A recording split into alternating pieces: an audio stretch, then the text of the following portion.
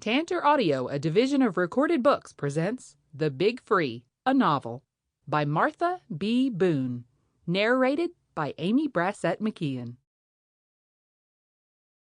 We shall not cease from exploration, and the end of all our exploring will be to arrive where we started and know the place for the first time.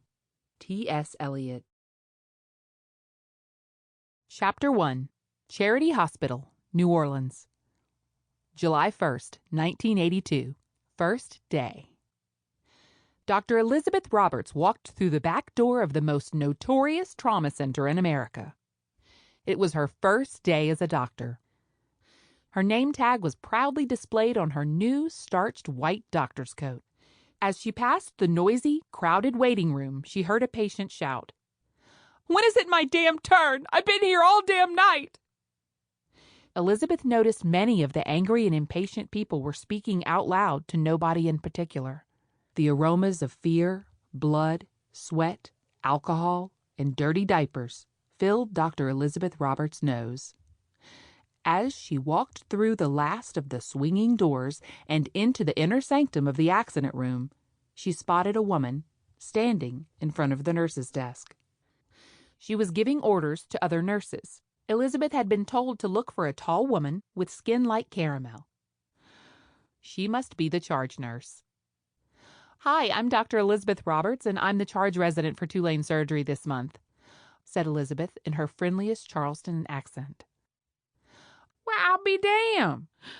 I heard they was sending me some kind of Southern belle, but I never expected a pink hair bow, pink plaid socks, and penny loafers, for God's sakes." Head nurse Lavinia Robichaud laughed loudly. Elizabeth trembled. She had never liked for anyone to shout. She felt frozen with fear. The nurse did not introduce herself. Elizabeth stared at the big, beautiful Creole queen. "Well, I was to report to Nurse Robichaud. I assume that's you? What do you consider appropriate attire for my new position?" "My God, who talks like that? Just saying appropriate attire tells me all I need to know about you, honey. Just in case you did not happen to notice, this is the busiest accident and trauma emergency room in America." Accident means blood. Girl, people come through that door behind you shot, stabbed, beaten, bleeding, and crazy on drugs and adrenaline. Many have to be restrained. All you gonna learn in that goofy outfit is how to get blood out of your clothes. "Who told you to wear your fancy pearls to work in the ER?" said the nurse. Elizabeth stood horrified in the middle of the chaotic hall lined with patients, busy nurses, and frightened new medical students. Nobody had spoken to her with such disrespect in her life. Who was this crazy and mean-spirited woman? Elizabeth began to understand why 50% of the first-year doctors called interns were fired or quit by the end of their first semester in Tulane surgery. The nurse continued her tirade as she leaned closer and looked up to read Elizabeth's name tag. "And another thing, Dr. Elizabeth Grace Roberts, do not, under any circumstances, come down here with your name tag on. Honey, this place is full of prisoners, drug dealers, and criminals. They do not need to know who you are. All those fancy manners that you learned in South Carolina do not apply here. Get that name tag off your white coat now." Gathering a hint of her courage, Elizabeth said, "Okay, clearly I have a lot to learn. What would you have me wear? What is the dress for success clothing for dealing with murderers and drug dealers?" Nurse Robichaud saw the fear in Elizabeth's eyes, but the smirk on her lips was obvious too. "Get yourself some high-topped black leather tennis shoes. Get something that you can hose the blood off that comes up high on your ankles to keep the blood from running into your shoes. Get dark socks unless you want to spend your nights getting the blood out of those pink plaid argyles. Never wear that khaki skirt down here, and that pale pink Izod shirt has to stay in the on-call room for conferences at Tulane only," said the nurse. The other nurses, an orderly, and 2 patients were staring in Elizabeth's direction. All action stopped to observe Elizabeth's instruction. Even the cleaning lady was leaning on her mop, riveted. Nurse Robichaud had her hands on her hips as she barked out commands like a drill sergeant to a young recruit. Pull that mass of blonde hair back and up so they can't grab it. Get some cheap scrubs and bring lots of them because you will need to change frequently. Forget that white coat you are obviously so proud to wear. It'll be ruined within the first 5 minutes down here. Keep it in the car room for conferences with professors, and never, ever tell anyone your name. You really don't want visitation from any of our customers.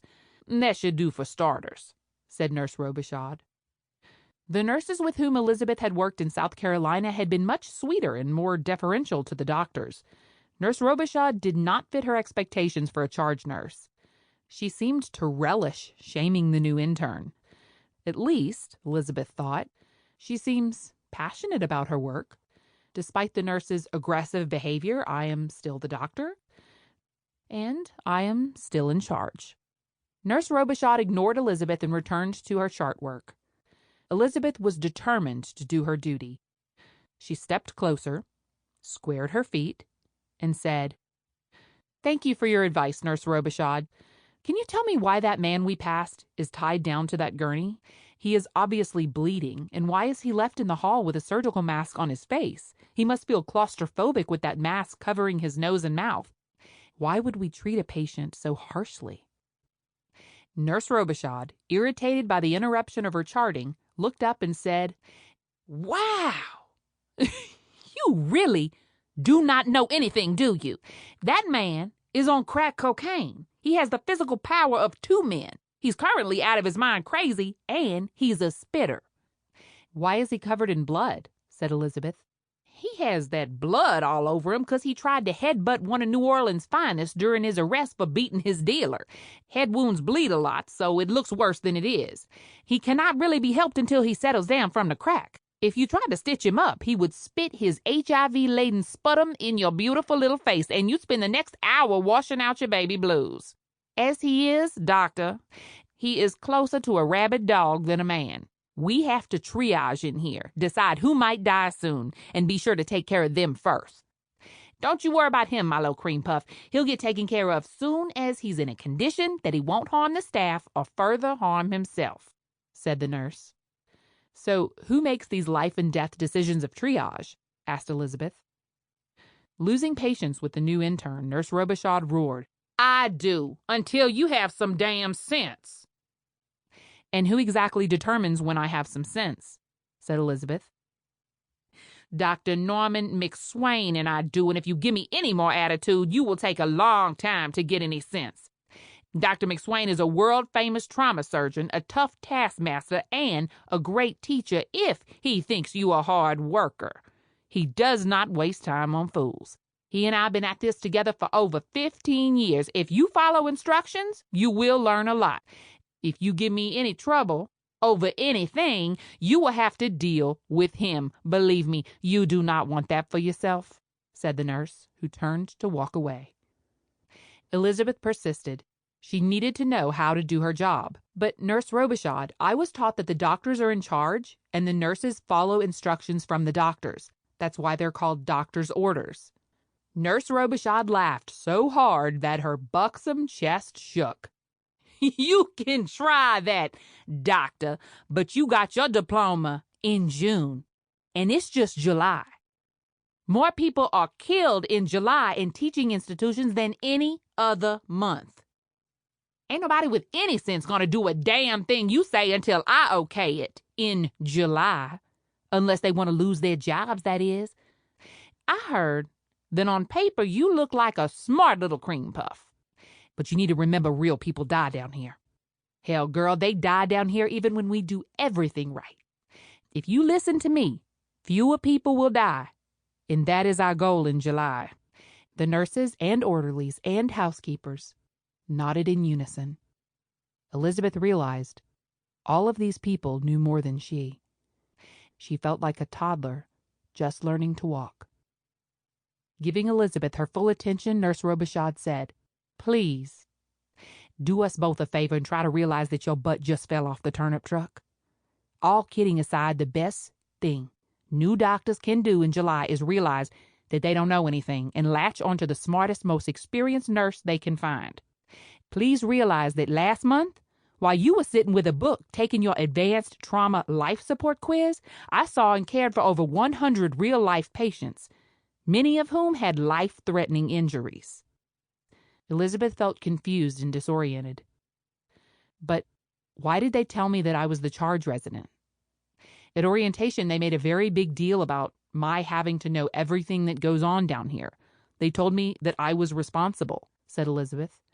Honey, you are the charge resident. Being the surgical charge resident in the accident room means that for 1 month, you carry the target. Everything that goes on down here has to be explained by you, said Nurse Robichaud.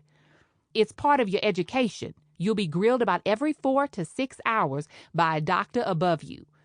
You will have to explain anything that goes wrong on Friday afternoon at a big surgery conference in front of everyone in your department. If you don't wet your pants or cry in public, you'll have to do it over and over again. But looking at you today, your time at two-lane surgery could be short, said Nurse Robichaud. And what happens to the doctors who don't do it your way? Asked Elizabeth. She refused to be intimidated by the nurse. Well, the really arrogant ones, I let them sleep through the good cases. You will be so chronically tired after a few days of having your sympathetic nervous system constantly staying on high alert that you could drop and sleep anywhere. Hell, you could probably cuddle up next to that crack addict by the weekend, said the nurse. Elizabeth shuddered at the thought. If you act like a fool, I will usually push you to the side and just do what needs to be done myself. If you really cause me grief, I'll set you up with Storm and Norman McSwain and tattle on you and work to get you fired. It usually works, too. The world does not need one more arrogant, know-it-all doctor. I am here to see that does not happen, and in your case, we certainly don't need a frozen with fear but obstinate debutante. So what's it going to be, Cream Puff? Asked head nurse Lavinia Robichaud. After a very deep breath, Elizabeth said, Well, ma'am, I don't like being bullied, but I'm also not stupid. My goal is to leave here knowing as much trauma surgery as a new doctor can possibly know. I definitely want the benefit of your many years of experience. I will do exactly as you wish until such time as I feel it is not good for the patient. As long as you allow me to treat every person who comes in here with dignity, I will do whatever you tell me to do, even though I did, as you said, just fall off the turnip truck. You will find me to be a quick study and a hard worker. If taking really good care of these patients is the game plan, we will make a great team. I would, however, appreciate it if you could keep the bullying and demeaning to a minimum, said the doctor. Elizabeth had planted her feet firmly in position and was leaning slightly forward and making eye contact with the nurse. She stood erect and felt determined. She thought bullies required firm action. You might just make it, Cream Puff. You might just be okay, said the nurse, trying not to laugh. A young male orderly stuck his head around the door and said, Lavinia, there's a prostitute and her pimp fighting in room 11, and the police are tied up in the waiting room. Can you send some of the fresh new meat in there to attend to them? Sure, baby, I got just the person right here, said the nurse in her melodic New Orleans accent. Dr. Roberts is just dying for something to do. Go to room 11 with Jorge and see what you can learn, Elizabeth. As the nurse turned to walk away, she called over her shoulder to Elizabeth. And just so you know, you ain't in charge of nothing down here. My job is to keep your lily white butt from killing anybody in the month of July because, Cream Puff, you don't know nothing, and I need my job. Elizabeth was horrified that the nurse in charge would scream at her in front of patients and other staff members. She had known this month would be challenging, but she had thought the challenges would come from learning large volumes of scientific knowledge, learning better hand-eye coordination in surgery, and getting better at speaking before her esteemed colleagues. She had not realized that the verbal abuse and blatant disrespect from some of the nursing staff would be part of the challenge. She had been at the top of her medical school class, but had to admit to herself that the only person she had ever treated in a trauma scenario was a low-country boy who fell off a deer blind and accidentally shot himself in the leg. As she looked down the corridors of the trauma emergency area, she saw more pain and suffering and fear and bleeding than she had seen in 4 years as a medical student. To her right was a half-clothed, drunken woman with abrasions on every limb. She had a large cut over her left eye, and blood was running down her chin. To her left was a sobbing man who was curled up into a ball on a bloody gurney, speaking in Spanish, while intermittently asking for his mother in English. "This is what I wanted," Elizabeth reminded herself. If she was going to be one of the first women in urology, she'd have to survive the gauntlet of general surgery, and she was hoping to learn as much as was humanly possible. Since Elizabeth was a little girl, she had watched all of her relatives work hard and do their duty. Her family was full of quiet heroes who got up every day and took care of their jobs and their families. She thought that greatness was nothing more than doing what you were supposed to do every day, whether you felt like it or not. She had chosen medicine as her duty, and it was very important to her to do her duty well. She hoped to return to South Carolina and be a local surgeon. She thought about the rules of etiquette that applied in South Carolina and wondered why they did not seem to apply here. Nurses at home had been respectful to doctors. She yearned for that respect. She knew that she could adjust to anything. She just had to learn the ropes. Her thoughts were interrupted. "Come with me, Elizabeth." Elizabeth turned and followed Nurse Robichaud to the nurse's station. The nurse tossed Elizabeth a pair of green paper scrubs. "Here, put these on. They'll save you clothes for today. Just be careful because they are thin and tear easily. Lord knows what you got on under that prom queen get-up," said the head nurse. Elizabeth appreciated the scrubs and tucked them into her on-call bag to change into later. "I'm ready to start," said Elizabeth. "Okay. So you want to get right down to learning, do you?" said head nurse Robichaud. "Go to room 11 and take a policeman with you. There's a prostitute in there who apparently did not complete her work assignments for the night and has been stabbed multiple times by her pimp for her poor work ethic. Try to clean her up, and remember, all those gals likely have that new virus that's mysteriously killing folks." Mischief in the form of a nurse strutted away as she called over her shoulder, "Oh, and remember to protect your own self, girl. That one usually doesn't spit, but she has been known to bite. We don't know how the patients can give you that virus, but it's always best to act as if anyone can give you anything infectious and protect against it." Before Elizabeth opened the door to room 11 in the trauma suite, she was hit with a smell that combined the metallic odor of blood, the sour sweat of poor hygiene, and the acrid essence of fear. Elizabeth knew that opening that first door was the beginning of a life of exploration that would continue for many years if she managed to make it through this first month. The examination room was small, old, and shabby. Its walls were covered in peeling mint green paint. The floors were sticky and yellow. Many years before, they might have been cream-colored tile. Now they were the color of tobacco-stained teeth. The aging monitors hung from the ceiling. Blood pressure cuff, paddles for resuscitation, and tubes for intubation were all within an arm's length. Everything necessary for running a code was attached to the walls with heavy metal bolts and locks. Surgical lights that no longer functioned were overhead. A small aluminum gooseneck floor lamp took their place. 3 people were crowded into the cramped, dingy space. A skinny black woman with both eyes violently blackened and nearly swollen shut lay in dirty, bloody, and torn garments. Long ago, when the clothes were new, they were meant to be seductive. She cowered under the glare of an arrogant, enraged, and hate-filled black man. He was in the exam room with the permission of the prostitute. He was there to guard his property. "You took your sweet time getting in here, Doc. We've been waiting over 3 hours for you. This gal ain't worth all this, man, and this officer ain't doing nothing but harassing me. Charity sucks a big one, man," said the pimp. Elizabeth watched as his angry eyes darted around the room. He seemed to be speaking to nobody in particular. His shouts of discontent were for general consumption. He made no eye contact with anyone. He attempted to pace in the small space. His agitation was palpable.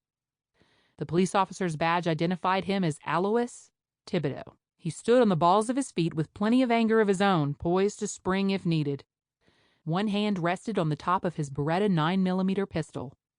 "Hey, Doc, you need me to calm them down, ma'am?" said the officer. Elizabeth had no idea what the officer meant by calm them down, but the burning fire in his bright blue eyes gave her the uncomfortable feeling that violence was usually met with violence here. "No thanks, officer. I think that if you just remain nearby, we'll be okay," said Elizabeth as she studied the medical chart. "So, ma'am, I see that you've been involved in some kind of altercation. Is that correct?" The patient laughed, and her pimp joined in. "Yeah, I guess you could call it an altercation, but it was more like a damn beating and stabbing if you want to know the truth," said the woman. She looked at the angry pimp and giggled again. "What's so funny?" asked Elizabeth. Nothing about a man beating a woman seemed funny to her. "Well, I ain't never seen nothing like you. Your little pink bow, your little pink shirt, and your little pink socks. You about the funniest looking doctor I ever seen," said the prostitute, and she continued to stare at Elizabeth and laugh. Elizabeth realized that in her excitement, she had forgotten to put on the paper scrubs as Nurse Robichaud had instructed. The pimp said, "Miss Lady Doctor, you look so damn weird. I thought Mardi Gras had come in July. No wonder that mean nurse called you cream puff. With all that pink, you look like an ice cream flavor to me." Officer Thibodeau moved closer to the pair as he gained in height and body tension. "Shut up, you lowlifes. Keep it up, and I'll wipe those stupid grins off your stupid faces," he said. Elizabeth noticed that the patient covered her mouth to hide a broken front tooth, while her pimp grinned and exposed 2 bright, sparkling gold teeth with diamonds in the middle of a fleur-de-lis. Obviously, the prostitute was not the recipient of the money she made using her thin and abused body. Even though this was her first patient as a licensed medical doctor, and Elizabeth was very nervous, and they were attempting to demean her, she felt great compassion for the woman, who was embarrassed enough to cover her mouth due to a dental issue. No woman in any level of society wanted to show a jagged front tooth, even this prostitute. In Charleston, a woman's appearance certainly mattered. No Charleston woman went out of her home until her hair was combed and her clothes were clean and her makeup was applied correctly. "Well, since it ain't Mardi Gras, and it is July and we a charity, I guess they just got a new crop of don't-know-nothing doctors, and your stupid butt was lucky enough to hit the jackpot and get the shiniest and newest one of them all. I just hope she ain't dumb," said the pimp. The policeman moved at lightning speed and grabbed the pimp by the arm and slammed him against the wall. The pimp screamed, "Police brutality! Police brutality!" Officer Thibodeau snapped out his baton and waved it in the face of the angry man. He growled, "One more disrespectful comment to the doctor and you'll both get some of this and some of me. And trust me, you will remember both." "Come on, man. You got to admit the doc here does look kind of foolish in that outfit she got on. Who come down here looking like some damn candy-ass cheerleader to work with the likes of us?" "Shut your trap! Last chance," said the angry officer. "Why can't you remove him to the waiting room, officer?" asked Elizabeth. "Because she doesn't want him to go," said the officer, pointing to the patient. Elizabeth had never been so close to physical violence. The meanness and aggression of the 2 men in this small space was frightening and felt uncontrolled. The men in her life in South Carolina, black or white, had been genteel. Men had always been her helpers. Whether it was Mr. Willie, the black man who worked side by side with her grandfather on the farm, or her 4 uncles, or her teachers, or neighbors, Elizabeth had never feared men. She snapped out of her reverie and remembered she was supposed to be in charge. She tempered her shock at the threats of violence and said, "Officer, I think it might be to our best interests if you escort this gentleman to the waiting room and let me attend to the patient." "Sorry, Doc. The rules say that I have to stay with you and I can't let him wander around. So he can either sit on the floor and shut up while you do your work, or I can handcuff him to the wall and he can stand, his choice," said the officer. Elizabeth turned to the pimp. "Sir, please sit on the floor in the corner so that I can focus on the patient. I'm sorry there's no chair for you or the officer." Both men seemed surprised by her forced gentility. The pimp complied and sat in the corner. "Okay, let's get started. I'll give you a little pain medicine in your IV, and we can start to remove those bandages and see what we have to stitch up," said Elizabeth. As she held a syringe and reached over the patient to get the IV tubing to inject pain medicine, the patient lunged off the bed and tried to bite Elizabeth's arm.